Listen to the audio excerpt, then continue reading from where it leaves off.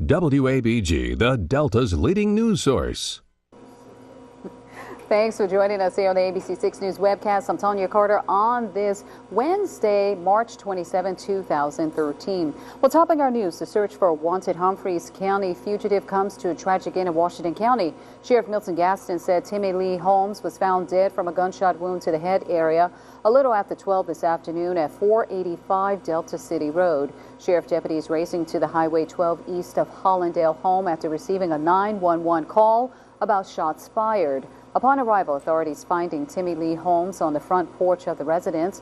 Another shooting victim, 31-year-old Stephanie Cook, was rushed to Humphreys Memorial Hospital by private vehicle, where she later died from her injuries. Humphreys County Sheriff Bubba Roseman confirms to ABC 6 News that Cook was the person who Holmes shot with a rifle 2 weeks ago at her Windsor courthouse in Belzona. The Humphreys County Sheriff's Department also bringing in the U.S. Marshals to assist with locating Holmes. Now, Sheriff Milton Gaston says they are currently interviewing witnesses to determine whether or not this was a murder, suicide, or a homicide case. Well, charges are dropped against a Greenville woman. Greenville Police Sergeant Michael Merchant says charges against Terry Bush were dropped, but the investigation into the case is still ongoing.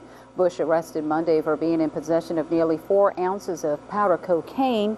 A tip to police led to her arrest. No word on why the charges were dropped. The city of Indianola says turn down your loud music or face some pretty serious penalties. Mayor Stephen Rosenthal telling us the city's noise ordinance isn't anything new. He says it's actually been in place for about 5 years, but the city's still getting so many complaints from residents about loud music from cars. The mayor says he wants folks to enjoy their music, but not at a level that anyone else can hear it. Indianola Police Chief Richard O'Bannon says according to the ordinance, you shouldn't be able to stand 30 feet away from a vehicle and still hear the music clearly. The chief saying he is expecting more complaints as the weather gets warmer, but those in violation of the policy face a fine of up to $1,000 or up to 6 months in jail or both. Greenwood branch of the U.S. Salvation Army is celebrating its achievements.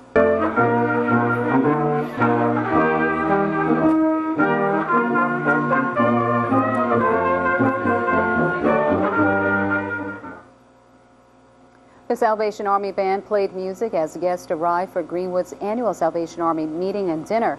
This year's event was held at the Alluvian Hotel. The theme is Sowing Seed for Transformation. More than 50 guests were there, including Salvation Army leaders, city and county leaders, leaders from different civic clubs and Greek letter organizations. Many of them were there to be honored at the event for their service and donations to the Salvation Army throughout the year.